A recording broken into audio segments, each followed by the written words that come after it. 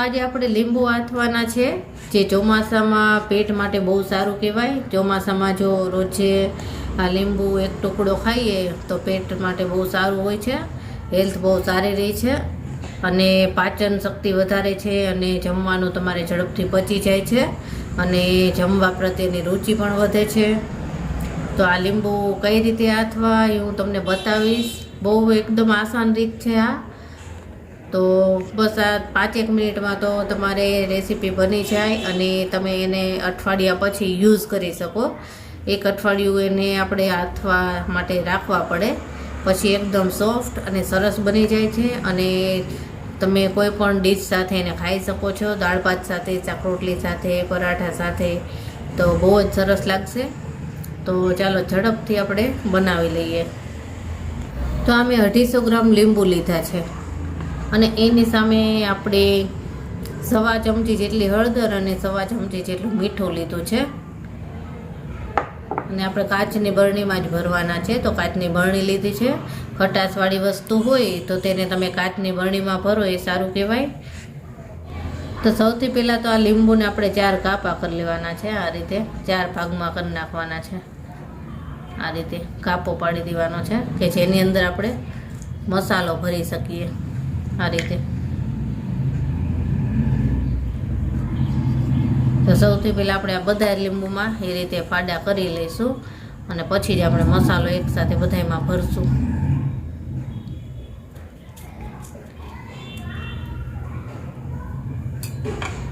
અને લીંબુ એકદમ સરસ મોટા રસદાર હોય અને પાકા હોય ને પાતળી છાલવાળા એવા પસંદ કરવાના, એટલે લીંબુ ખાવાની બહુ મજા આવશે।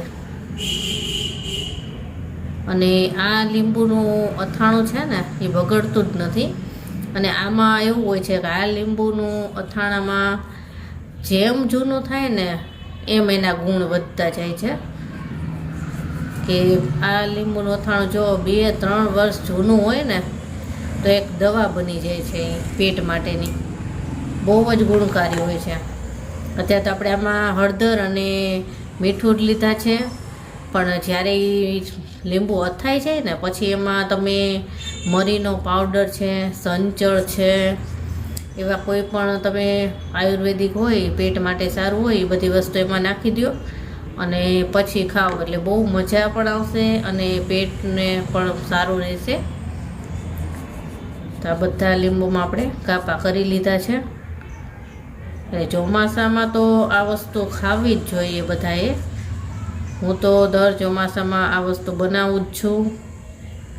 જો બધામાં આપણે કાપા કરી લીધા છે અને હવે આમાં મસાલો ભરી લઈશું। તો હળદર અને મીઠું બંને આપણે મિક્સ કરી લેવાનું છે એકદમ સારી રીતે।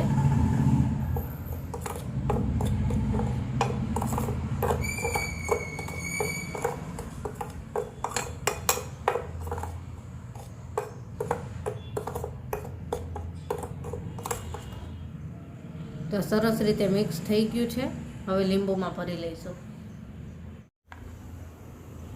તો આ રીતે લીંબુમાં આપણે મસાલો ભરવાનો છે, આ હળદર મીઠોનો થોડો વધારે જ ભરવાનો। આ રીતે આખું ભરી જ લેવાનું।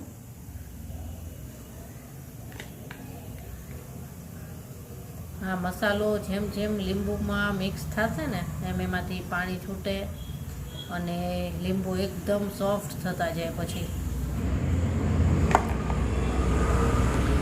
હા, મેં તો અત્યારે 250 ગ્રામ જ લીંબુ લીધા છે, પણ તમારે જો વધારે જોઈતા હોય તો એ પ્રમાણે આ મસાલો ડબલ કરી નાખવાનો।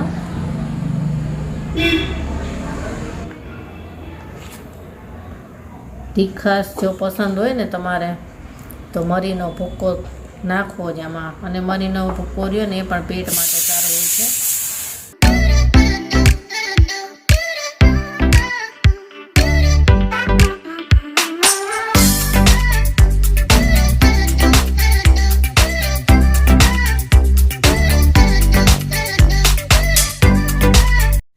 તો બધા જ લીંબુ આપણે ભરી લીધા છે અને હવે આને આપણે બરણીમાં ભરી લઈશું। તો તો હવે આ લીંબુને આપણે બરણીમાં ભરી લઈશું અને આ રીતે આમ ઊભા મૂકવાના, સીધા રહે ને એ રીતે. તો આ બરણી મેં તો થોડી મોટી લીધી છે, પણ તમારી પાસે નાની બરણી હોય તો નાની જ લેવાની. તો આ રીતે બધા ગોઠવી દઈશું એક એક.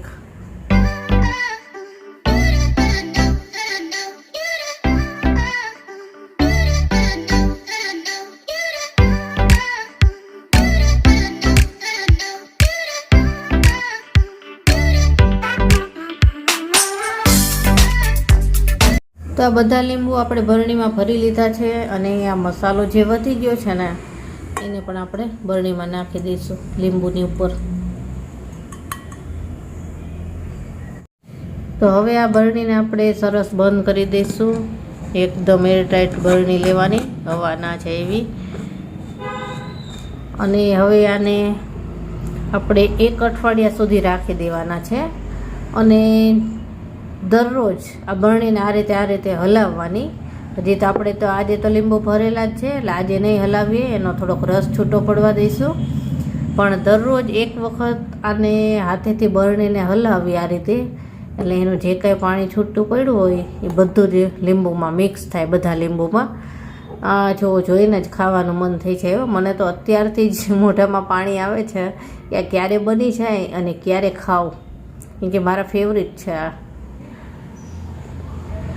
તો હવે અઠવાડિયા પછી જ્યારે આ બની જશે ને ત્યારે હું તમને બતાવીશ કે કેવા બન્યા છે. તો અઠવાડિયા સુધી આને ખોલશું તો નહીં આપણે, પણ રોજે હલાવતા રહીશું. તો 1 અઠવાડિયું થઈ ગયું છે અને લીંબુનું આપણું આ અથાણું તૈયાર થઈ ગયું છે, જોઈ શકો છો. તો હવે આપણે આને કાઢવાનું છે પ્લેટમાં.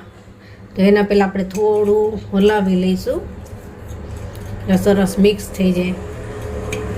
હવે આને આપણે કાઢશું અને આ અથાણું થતાં 1 અઠવાડિયું તો લાગે જ. 1 અઠવાડિયું થાય જો છે ને એકદમ સરસ લીંબુ થઈ ગયા છે. અને આ જેમ જૂના થાય ને એમ એકદમ સરસ થતા જાય, પોચા થાય અને ખાવાની મજા આવે અને પેટ માટે તો બહુ સારા. ચોમાસામાં જો રોજે 1 ટુકડો આનો ખાઈએ ને એટલે પેટ બહુ સારું રહે. ઘણાને અપચો ને એવું થતું હોય છે ચોમાસામાં, તો એ કોઈ પ્રોબ્લેમ ના રહે. તો હવે આને પ્લેટમાં કાઢીને પણ તમને બતાવું.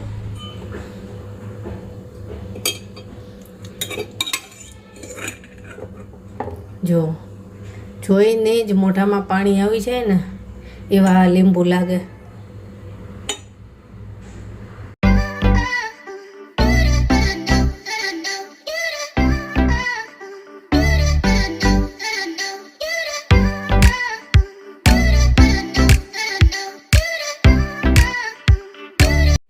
તો તૈયાર છે આપણે આથેલા લીંબુ. આ તમે દાળ ભાત, શાક, રોટલી કોઈ પણ વસ્તુ સાથે ખાઈ શકો. બધામાં તમને ખાવાની મજા જ આવશે અને બહુ જ ફાયદાકારક છે. નાના બાળકો હોય કે મોટા હોય કે વૃદ્ધ હોય, ગમે તે હોય, બધા એને ફાયદાકારક છે આ. અને આની એક ખાસિયત છે કે આ જેમ જૂનું થાય ને એમ આ વધારે પોષકયુક્ત થતું જાય, વધારે ને વધારે સારું થતું જાય. ચોમાસામાં તો આ બધાએ બનાવવું જ જોઈએ. આમાં કોઈ કંઈ ખાસ મહેનત નથી હોતી, એકદમ ઝડપથી બની જાય છે અને બહુ ફાયદાકારક હોય છે. તો હું તો દર ચોમાસામાં આ બનાવું જ છું. તો કેવી લાગી મારી આ રેસીપી તે કમેન્ટમાં જણાવજો. અને જો મારી રેસીપી પસંદ આવી હોય તો મારી ચેનલને લાઇક, શેર ને સબસ્ક્રાઈબ જરૂરથી કરી દેજો. તો સારું, ચાલો ફરી મળીશું નવા વિડીયો સાથે. બાય.